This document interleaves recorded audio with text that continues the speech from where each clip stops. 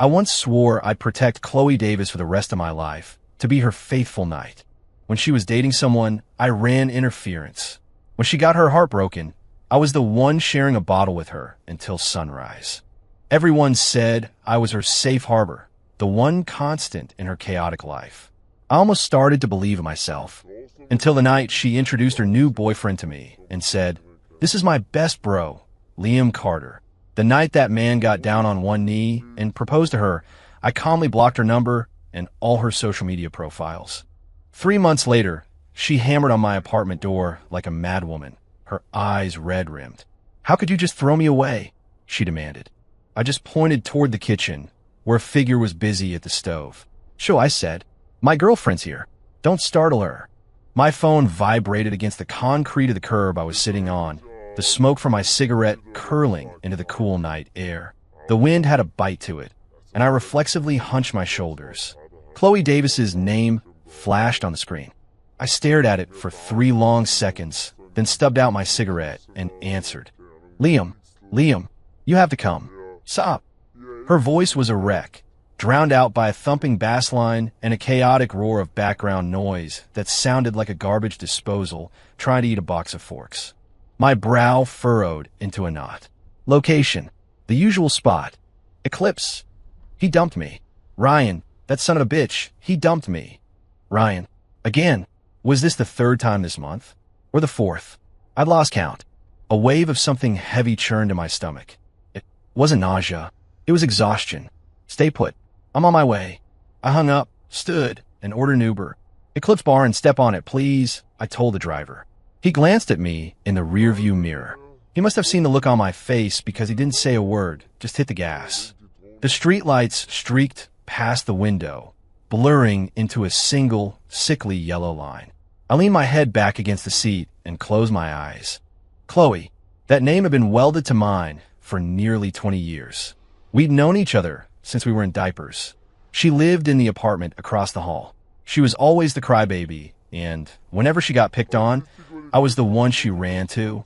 I was a year older, and it felt like I was born with the job description of being her protector. In school, I fought off the bullies who tried to take her lunch money. After we graduated and she started dating, I was the one covering for her with her overbearing mom. When she got her heart broken, I was the one who bought the whiskey, listened to her curse out the blind bastards who'd wronged her, and then made sure she got home safe. It was a cycle on repeat, a reflex. A sappy love song came on the car radio, all whiny and pathetic. It grated on my nerves. "Can you turn that off, please? It's giving me a headache." The world went quiet, just the hum of the engine. I thought about yesterday when I'd run into Mrs. Gable from down the hall. She grabbed my arm, all smiles. "Liam, honey," she'd said, "that Chloe is a handful. You're the only one who can manage her. So when are you two tying the knot? I'm waiting for my invitation." I just smiled and said nothing. Everyone thought Liam Carter was Chloe Davis's backup plan, her fallback, her safe harbor. Sometimes, hell, I was almost hypnotized by the idea myself. 20 years. I wasn't her boyfriend, but I did more work than any boyfriend she'd ever had. The car stopped. "Here we are. I'll rate you 5 stars in the app." I paid through my phone and pushed the door open.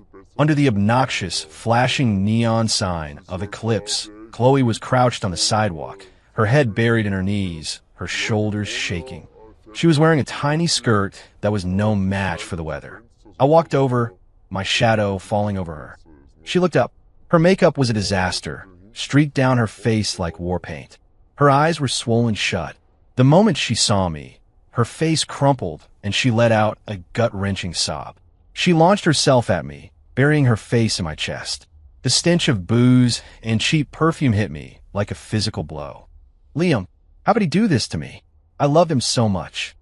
My arm stayed stiff at my sides. I didn't pat her back like I usually did. "Let's just get you home." I tried to peel her off me, but she clung on for dear life. "No, I don't want to go home. Liam, you're the only one who's ever been good to me. You never leave me, right?" She tilted her head back, snot and tears glistening on her face, her eyes unfocused. The streetlight cast a pale, ghostly glow on her skin. I looked at that face, a face I'd seen for 2 decades, and for the first time, I felt nothing. A dead calm. "Right," I heard myself say, my voice terrifyingly flat. "I'd never leave you." that seemed to satisfy her. She burrowed back into my chest, nuzzling against my jacket. I knew it. Liam's the best. I supported her weight and walked us toward the street to get another Uber. A black Audi A4 pulled up in front of us and honked lightly. The window rolled down to reveal a man's face, handsome in a clean-cut way, with gold-rimmed glasses. He looked at me, then at Chloe hanging off me, and his brow twitched. "Chloe, what are you doing out here? And this is—" Chloe lifted her head from my chest, squinted for a few seconds, and then a sloppy grin spread across her face. She straightened up, running a hand through her messy hair. "Oh, Dr. Evans, hiccup, this is my buddy Liam." She patted my arm, her tone tinged with a weird sort of pride, as if she were showing off a loyal pet. "My ride or die, the guy who's there in a flash, no matter what." I felt the blood in my veins turn to ice. "Buddy, ride or die." Dr. Evans gave me a polite, clinical nod, his smile not quite reaching his eyes. There was a hint of judgment there. "Nice to meet you. I can give Chloe a ride home. It's on my way." Chloe waved a dismissive hand. No, Liam's got it. He came all the way out here just for me." As she spoke, she leaned back against me, muttering, "My knight in shining armor." Dr. Evans didn't press the issue. He gave me one last, complicated look before rolling up his window and driving away. I stood there, the wind hitting the back of my neck, colder than before. Night. To hell with being a knight. I finally managed to wrestle Chloe into an Uber. She passed out against my shoulder, drooling on my jacket. When we got to her building, I half-carried, half-dragged her upstairs, fished the keys out of her purse, and let us in. The apartment was dark. Her parents were clearly asleep. I deposited her on her bed, took off her shoes, and pulled the comforter over her. The motions were so practiced, so familiar, it felt like my own home. After I was done, I stood by the bed, looking down at her. She was sleeping like the dead. The warm glow of her bedside lamp softened her features. She was quiet when she slept, at least. I remembered when we were kids, she'd be the same way, play until she collapsed, and I'd be the one sitting guard. I'd been on guard for 20 years. I leaned down to take the phone clutched in her hand, so she wouldn't roll over on in the night. She mumbled something in her sleep. "Ryan, don't go." My hand froze midair. Then, slowly, I straightened up. Something deep inside my chest, something I didn't even know was there, quietly cracked. It made no sound, but I felt the fracture spread through me. I turned, closed her bedroom door behind me, and left. Downstairs, outside the building, the wind felt like a razor against my face. I didn't go home. I just walked aimlessly through the empty streets. My mind was blank, yet overflowing. Buddy, night, there in a flash. The look in Dr. Evans's eyes. The pride in Chloe's voice. The name of that bastard, Ryan. My legs finally got tired. I found a 24-hour 7-Eleven, bought a pack of cigarettes and a bottle of water, and sat on a plastic chair by the window, staring out at the deserted street. My phone screen lit up, then went dark. Lit up, then went dark. No new messages. Chloe would probably sleep until noon, then send me a text. "Thanks for last night. Liam, you're the best." Followed by a cutesy emoji. Same as always. I picked up my phone, opened my messaging app, and found my chat with her. The last entry was the missed call from earlier. I scrolled up. "Liam, I think he broke up with me again. Come keep me company." "Liam, if my mom asks, just tell her we were at the movies together." "Liam, I forgot my wallet. Can you Venmo me?" Liam. The entire screen was my name, like I was some kind of idiot. My finger hovered over the screen. Then I tapped her profile. The same smiling, carefree face I'd seen a million times. My thumb moved to the block option. A prompt appeared. "You will no longer receive messages from this contact." I pressed it. Block. Confirm. The chat history vanished. Next, my contacts. I found Chloe Davis. Delete. Confirm. Done. I tossed the phone onto the table with a clatter. The clerk glanced up from his magazine. I twisted the cap off my water and chugged half the bottle. The cold liquid shocked my system. I didn't feel the relief I expected. I didn't feel regret either. Just empty. Like I'd finally ripped off a 20-pound weight that had been chained to me for 2 decades. The lightness was unfamiliar. I checked the time. 3:30 a.m. The sky will be getting light soon. I stood up, threw the empty bottle in the trash, and walked out of the 7-11. Time to go home. Life went on. Work, eat, sleep. Without the constant explosions of texts and frantic calls from Chloe, I suddenly had an abundance of time. So much that it felt strange. For the first few days, my hand would twitch toward my phone, convinced it was broken. How could it be so quiet? Then I'd remember. It wasn't broken. I just unplugged the main source of the noise. That weekend, my mom called. Liam, honey, are you coming over for dinner this weekend? What about Chloe? You two should come together. I'm making my pot roast. I walked out onto the balcony with my phone. Can't, Mom. Working this weekend. And she's probably busy. Oh, working late again? You need to take care of yourself. By the way, are you and Chloe fighting? I ran into her mother yesterday, and she said Chloe's been in a funk. Did that Ryan kid upset her again? You should talk to her. Mom, I cut in. Chloe and I are just friends. It's not my place to get involved in her drama anymore. The line was silent for a few seconds. All right, it's your life. Just remember to eat a real meal. I hung up and lit a cigarette. Just friends. I'd said out loud. It wasn't as hard as I thought it would be. Another week passed. I was heading home from work and saw a familiar figure at the entrance to my apartment complex. Chloe. She was standing there, kicking at a loose piece of gravel. It looked like she'd been waiting for a while. I hesitated, thinking about turning around, but she'd already spotted me. She marched right over and blocked my path. Liam, what the hell is your problem? Her eyes were wide, a mixture of anger and, was that hurt? My text won't go through. Your number is disconnected. Did you block me? I just looked at her, saying nothing. The evening sun was in my eyes, and I squinted. She looked like she'd lost some weight. Say something, Liam. Why would you block me? Her voice cracked. These past few weeks. Ryan and I are done for good, and I couldn't find you. Do you have any idea how horrible I've felt? She reached out to grab my arm. I took a step back, and her hand fell into empty space. The expression on her face was like I'd slapped her. Liam, her eyes instantly welled up with tears. What's wrong with you? Are you mad at me? Is it because of what happened at the bar? I was drunk. I didn't mean to be all over you. It's not about that, I said, my voice hoarse. Then what is it? Tears started to roll down her cheeks. You were never like this before. Did someone say something to you? Was it that Dr. Evans? There's nothing going on with him. He's just a new doctor at the hospital. Chloe, I cut off her rambling. She looked at me, her eyes swimming. I took a deep breath. This was all so pointless, so draining. No one said anything to me. I just don't see the point anymore. No point? What is no point? She looked completely lost. Look, I said, trying to find the right words. Try not to be cruel. From now on, when you're in trouble, call someone else. Call your new boyfriend. Call Dr. Evans, whatever. Just don't call me. She froze, as if she couldn't process what I was saying. Liam, you're not going to be there for me anymore. Yeah, I nodded. I'm done. Her jaw dropped. It took her a moment to find her voice. But why? Aren't we best friends? You promised you'd always have my back. Best friends. I looked at her and almost laughed. For 20 years, I'd orbited her life like a moon, lived in her shadow. And all I got in return was best friend. The buddy kind.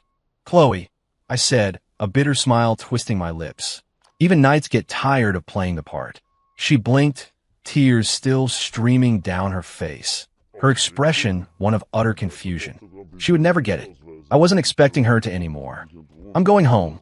I sidestepped her and walked past. Liam, she yelled after me, her voice breaking on a sob. Are you really throwing me away? I didn't turn around. The elevator doors slid shut, cutting off the sound of her voice. The world was finally quiet. In the first month after blocking Chloe, I got past the initial weirdness. I started to enjoy a life free of interruptions. On weekends, I could sleep in until noon without worrying about a sudden call to go shopping with her. At night, I could actually play video games without having to be on standby for an emotional support call. It was nice, though sometimes the apartment felt a little too big, a little too quiet. The second month, a huge new project landed at work. I was made team lead, and I was buried. Working late became the norm, which was fine. Being busy left no room to think about anything else. One night, I was at the office until past 10. My stomach was growling, so I decided to head down to the 24-hour convenience store in our building's lobby for a sandwich. The elevator reached the ground floor, and the doors opened. I was looking down at my phone and almost walked straight into someone. Sorry, I mumbled, then looked up and froze. It was Chloe. She'd lost more weight. The trench coat she was wearing seemed to swallow her. Her face was pale, and she had dark circles under her eyes. What was she doing here? She stiffened when she saw me, her fingers tightening around the strap of her purse. Liam. I gave a curt nod, my version of a greeting, and tried to walk past her. Wait, she called out. I stopped, but didn't turn around. I was just in the neighborhood, meeting a friend, she said, her voice sounding strained. Okay. I continued toward the store.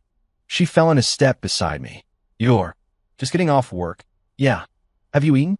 About to. An awkward silence fell between us, filled only by the echo of our footsteps in a cavernous lobby. The fluorescent lights of the convenience store were blinding. I pushed open the door, went straight to the refrigerated section, and grabbed a turkey sandwich and a carton of milk. I walked to the counter to pay. Chloe stood just inside the entrance, watching me. I paid, ripped open the sandwich wrapper, and took a huge bite. I was starving. She slowly walked over and stood across from me. Liam, can we talk? I chewed my sandwich, saying nothing. I know, I was awful before. She started, her voice low and thick with unshed tears. I always dumped my problems on you. I took you for granted. I've been thinking a lot, and I was wrong. I was so wrong. I washed the dry sandwich down with a gulp of milk. I shouldn't have used you as my emotional dumping ground. I shouldn't have called you for every little thing. I'll change, okay? I promise.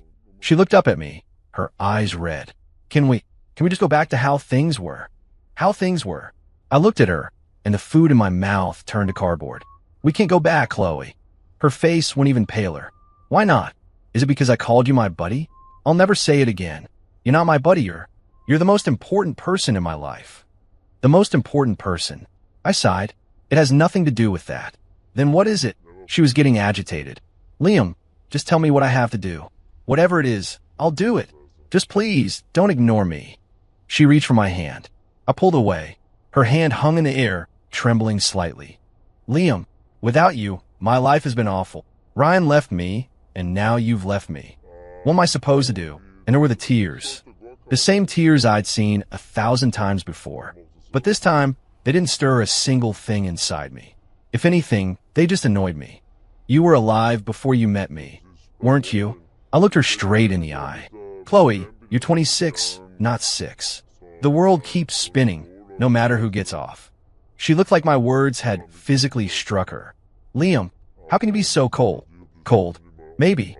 When your heart freezes over, there's not much warmth left to give. I finished the last of my milk and tossed the empty carton into the trash. I'm done eating. I'm going back up. You should get home. I walked around her and headed back toward the main building. Liam, she cried out from behind me, her voice filled with desperation. Did you find someone else?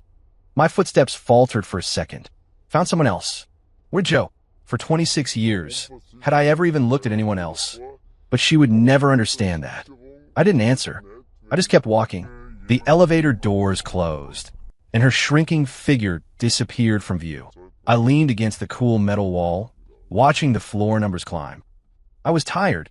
So damn tired. 5. The project finally wrapped, and my boss gave me a week off. I didn't go anywhere. I just stayed home and decompressed. Slept, played video games, ordered takeout. It was a bit pathetic, but it was peaceful. On the last day of my break, I went downstairs to take out the trash and decided to hit the grocery store. At the entrance to the complex, I saw that black Audi A4 again. DR. Evans got out of the car, holding a fruit basket. He saw me, paused, and then walked over with a polite smile. Mr. Carter, fancy seeing you here. I nodded. DR. Evans. His eyes flicked from the trash bag in my hand to my wrinkled sweatpants, and his smile tightened. You live here? Yeah. I'm here to see Chloe. He held up the basket. She's been out sick for a few days, so I thought I'd check in on her. Sick? My face remained impassive. I see. DR. Evans watched me, as if trying to read something in my expression. He was disappointed. Well, I'll be heading in, he said. Okay. I walked toward the supermarket, my empty trash bag swinging at my side. I felt nothing. She was sick, and a concerned colleague who was obviously interested in her was there to visit. Good for her. It had nothing to do with me. On my way back from the store, loaded down with groceries, I saw that the Audi was still there. Dr. Evans was leaning against it, smoking, a frown on his face. When he saw me, he stubbed out his cigarette and strode over. "Mr. Carter, can we talk for a minute?" I stopped. "What about?" He pushed his glasses up his nose, his tone a mix of scrutiny and irritation. "What, exactly, is your relationship with Chloe?" I had a laugh. He was the second person to ask me that. "Didn't she tell you?" "She said you're good friends, but that her mood lately is because you two had a falling out," he said, his eyes fixed on me. "Mr. Carter, if you're just a friend, don't you think you're overstepping? Or is it something else? Are you in love with her? And this is some kind of twisted revenge." Revenge. I looked at this guy, playing the part of the White Knight, and found it amusing. "Dr. Evans, in what capacity are you asking me this?" "As her boyfriend." His expression faltered. "I'm pursuing her." "Ah, well, good luck with that." I readjusted my grip on the grocery bags. "I have no feelings for her. Not then, not now, not ever. You can pursue her all you want. You don't need to report your progress to me." I started to walk past him toward my building. "Liam," he called after me, his voice sharp with anger. "Do you have any idea how much damage this hot and cold routine of yours does? If you don't like her, why were you so good to her before? You let her get used to you, depend on you, and now you just cut her off. Are you just playing games with her?" I didn't break my stride. Playing games. I played the game for 20 years and played myself into a corner. Now I was done playing. Was that a crime? The elevator arrived. I stepped inside and pressed my floor. The door slid shut, closing on Dr. Evans's angry, self-righteous face. Back in my apartment, I put everything away, cracked open a beer, and sat on the couch. The sky outside was turning a deep purple. My phone rang. An unknown number. I hesitated, then answered. "Hello." It was Chloe's voice, thick and nasal, like she'd been crying. "Liam, did Dr. Evans talk to you? Did he say something? Don't listen to him. There's nothing going on between us." I cut her off. "Are you feeling better?" She paused, clearly not expecting the question. "Much better." "Good. That's good. Liam, Chloe." I said, my voice calm and steady. "Don't call me from new numbers. I'll just block them. It's pointless." The other end of the line went silent. I could hear her shaky breaths. After a long moment, she asked, her voice trembling, "Liam, do you really hate me this much?" "Hate? Not really. It wasn't hate. It was nothing. Like an old shirt you finally throw out. You don't wear it anymore, but you don't hate the shirt." "I don't hate you," I said. "I just don't want anything to do with you anymore." With that, I hung up, and I dragged the new number into my block list. The world, at last, was completely and utterly silent. 6, the break ended, and I went back to work. Life fell back into its rhythm. Calm. Predictable. Every now and then, I'd hear bits and pieces about Chloe from my mom or the neighborhood gossips. That she and Dr. Evans seemed to be getting close. That she transferred to a less demanding department at work. That she seemed more mature than before. It all went in one ear and out the other. Her life, good or bad, was no longer my concern. One night after work, my colleagues and I went out for hot pot.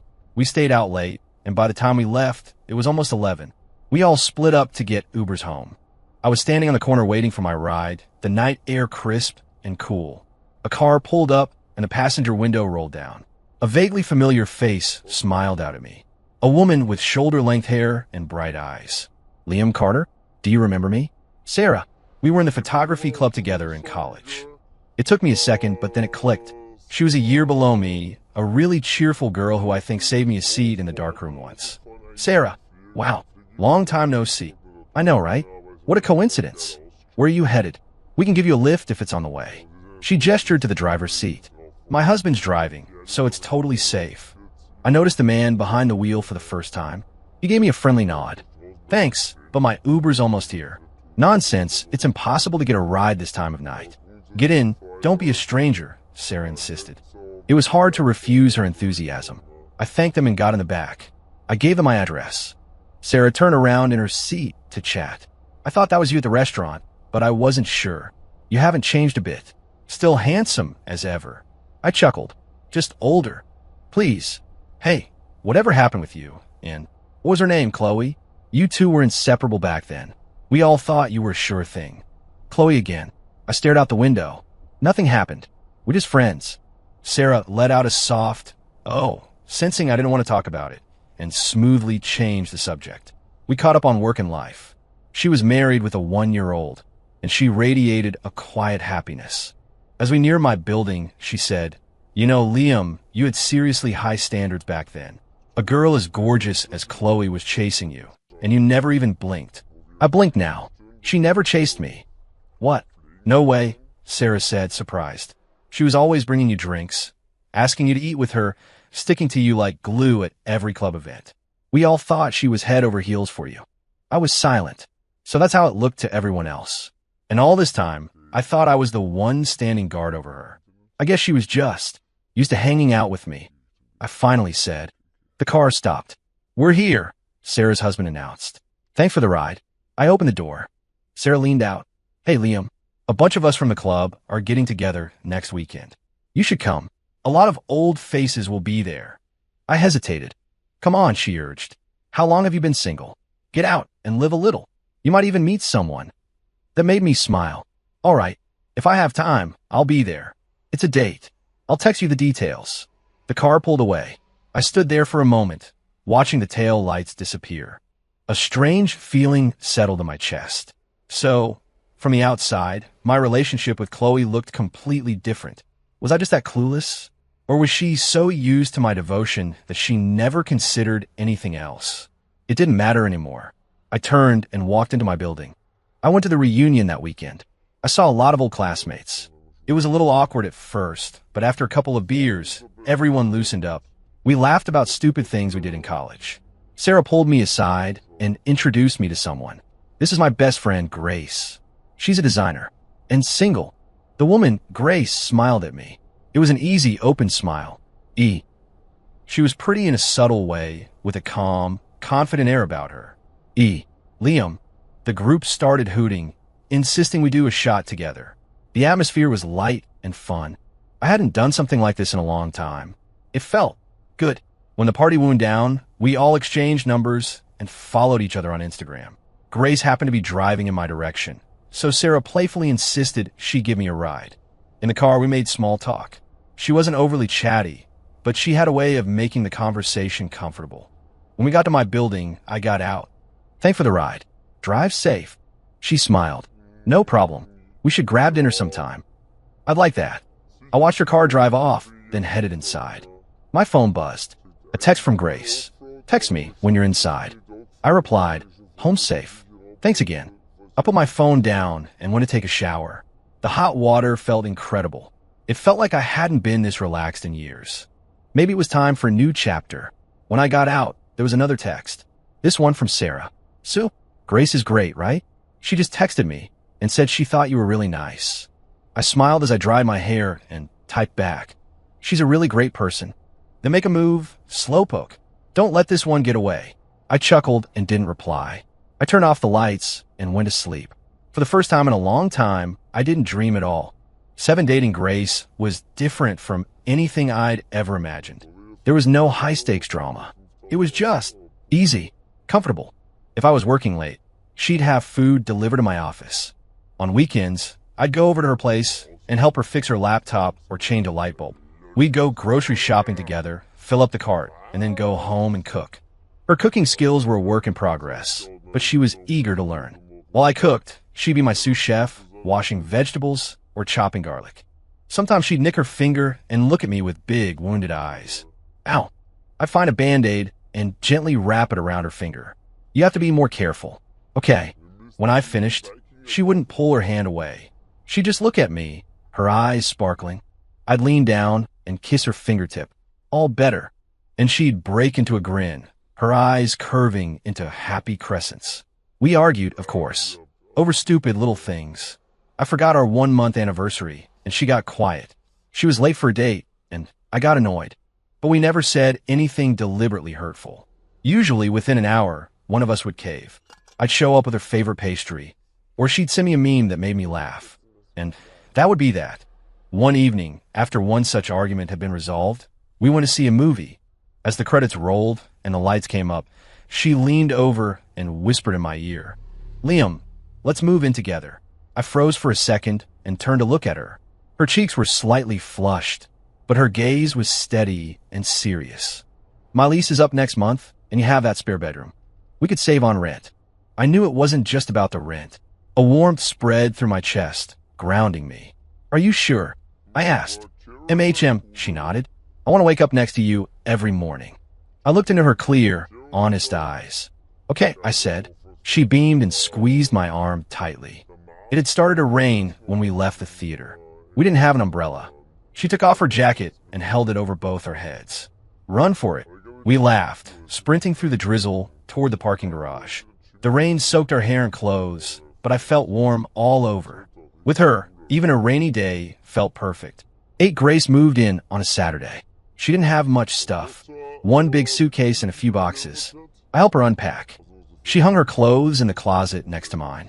She arranged her skincare products on the bathroom counter next to my razor. My small, quiet apartment was suddenly filled with her presence. When we finished, we collapsed onto the couch, exhausted.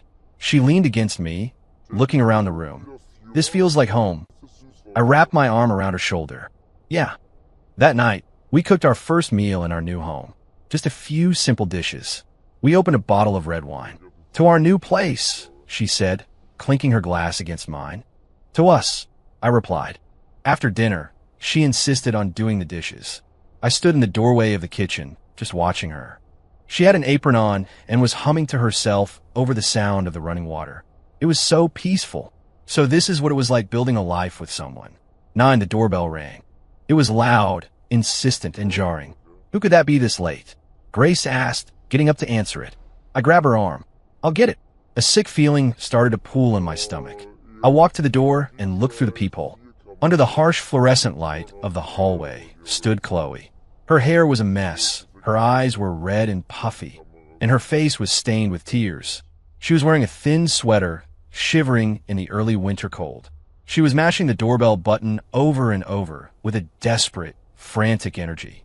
My jaw tightened. How did she find me? I'd blocked her everywhere and had been actively avoiding all our old haunts. Who is it? Grace asked from behind me. I took a deep breath and opened the door. I couldn't hide forever.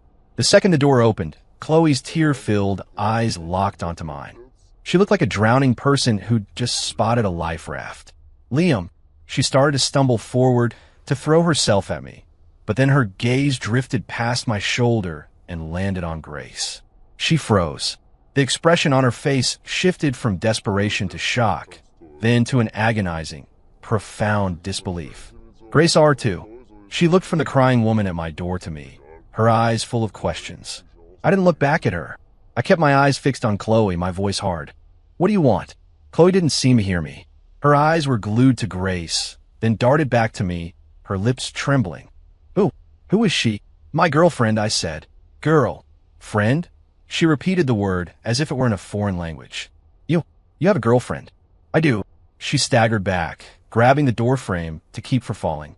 A fresh wave of tears flooded her eyes. Liam, how could you have a girlfriend?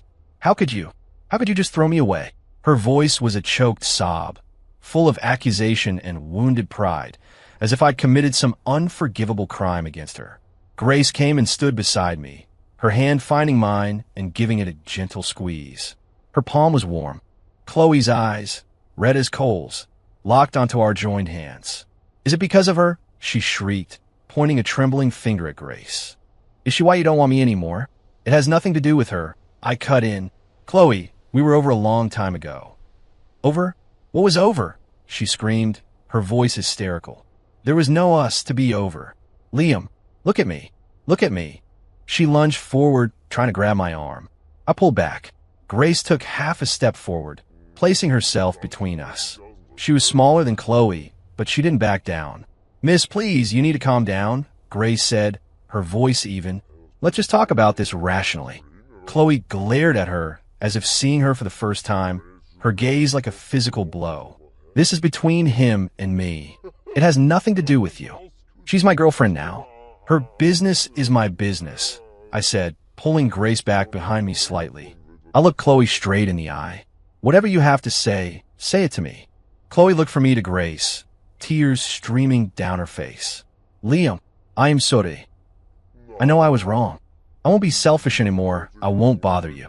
I'll change. I'll change everything. Just please, don't leave me, okay? She was crying so hard she could barely breathe, looking like a lost, abandoned child. The old me would have caved. The old me would have felt a pang of guilt. But all I felt now was a deep, profound annoyance. You didn't do anything wrong, I said. I just don't need it anymore. She shook her head violently. No, you do. You need me. You promised you'd always take care of me. You promised. That was a long time ago, I said. People change, Chloe. I don't believe you, she shrieked. You're lying. You're just trying to punish me. For being with Ryan, for calling you my buddy, right? He's gone. I'll never see anyone else again. We can go back, okay? Back to how it was.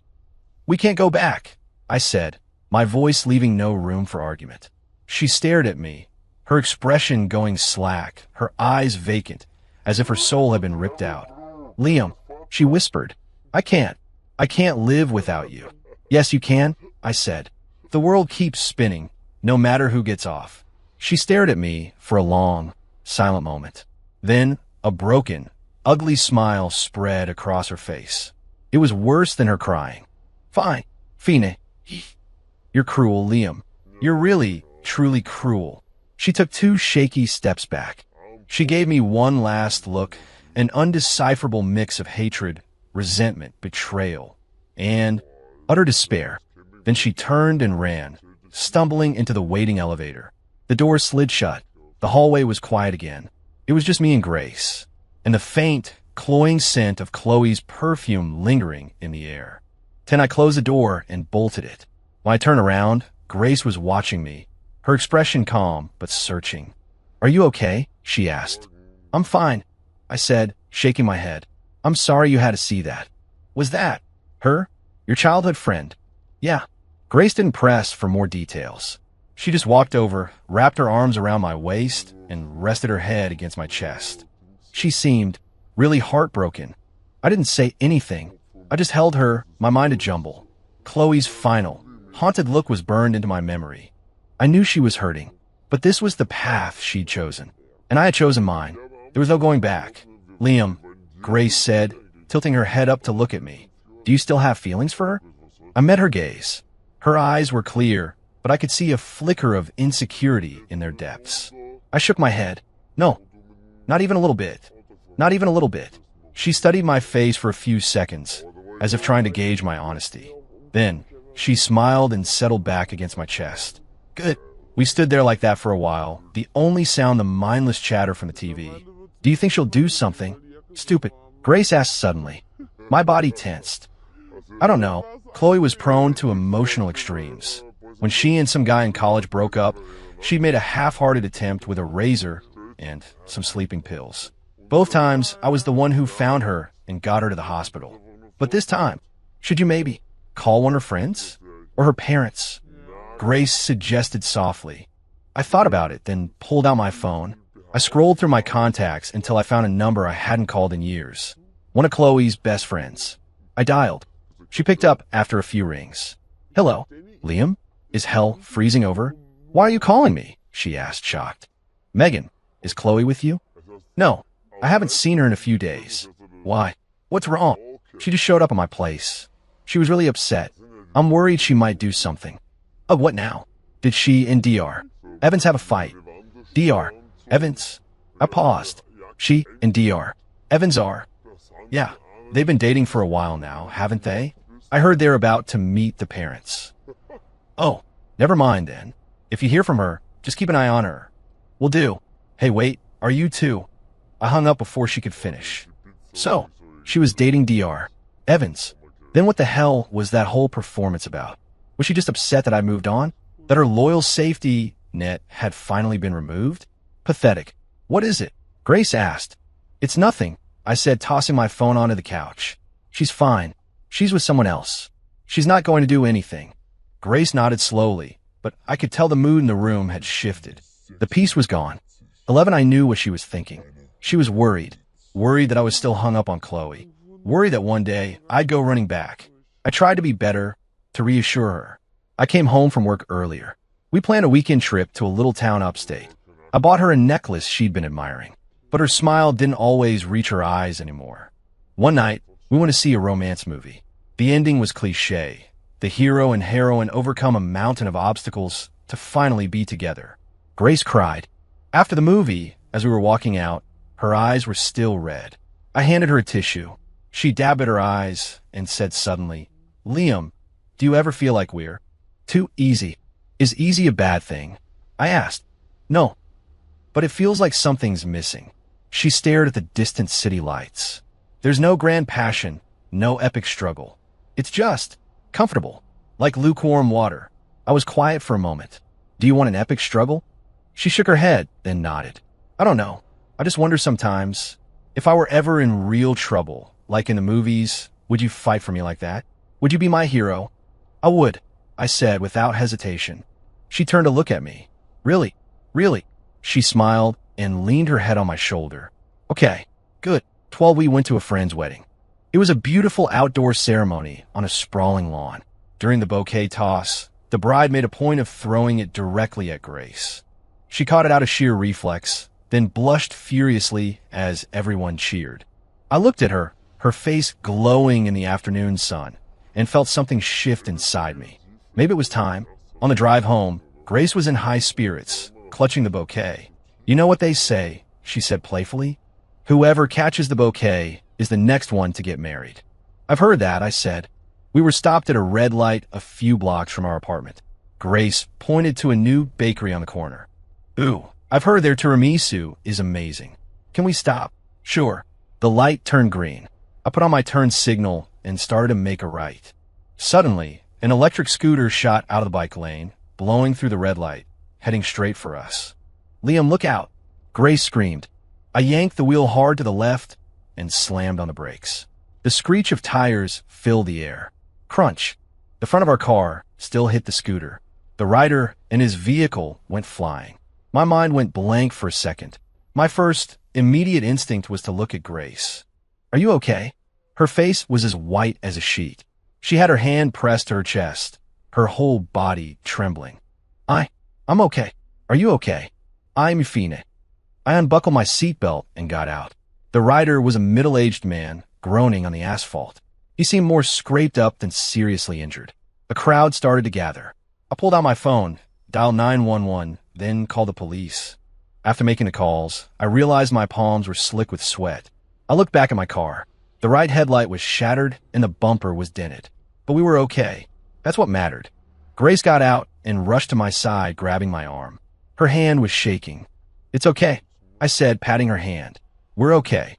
The ambulance and police arrived quickly. They took statements, assigned fault. The scooter rider was 100% at fault, but he didn't have insurance or money to pay for the damages.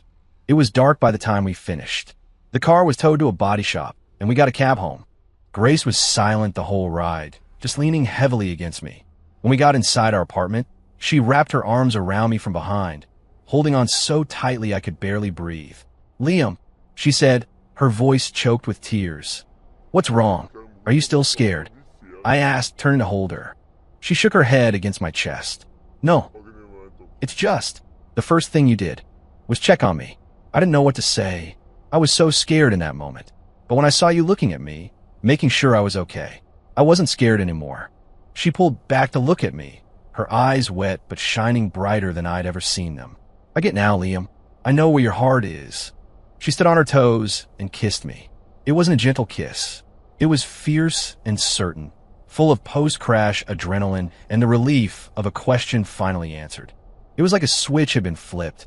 The last shadow of doubt in Grace's eyes was gone. Her smile was bright and unclouded again. That weekend, we went to look at an open house for a new condo development. Grace fell in love with a unit that had a huge balcony. "We could plant so many flowers out here. And we have to get a swinging chair," she said, gesturing excitedly. Watching her, I felt a deep sense of rightness. We left the sales office, walking out into the bright sunshine. "I'm craving hot pot," Grace declared. "You got it." She linked her arm through mine as we walked, humming a cheerful tune. My phone rang. It was my mom. "Hey, Mom. Liam, honey, what you up to?" "Grace and I are looking at condos." "Condos? That's wonderful. Did you find one?" "Not yet. Just looking." "Well, you let me know when you do." Oh, speaking of which, my mom's voice became hesitant. Did you know that Chloe girl is getting married? My steps faltered. Grace noticed and looked up at me. No, I didn't, I said. Next month. To that Dr. Evans. Her mother dropped off an invitation for us. Are you going? No. I figured. It's a shame you two were so close. Mom, I gotta go, we're about to eat. Okay. Talk to you later. I hung up. Grace looked at me. What's wrong? Chloe's getting married. Grace just said, oh. There was no surprise or alarm in her voice. Next month. I see. We kept walking. After a block, Grace spoke again. Does that make you sad? I shook my head. No. Really, I said, stopping to look at her. The only person on my mind right now is you. She beamed, leaning in to give me a quick kiss on the cheek. Good answer. The sun caught in her hair, creating a golden halo around her. My heart felt calm, full and warm. The past was finally in the past. What I had now, that was real.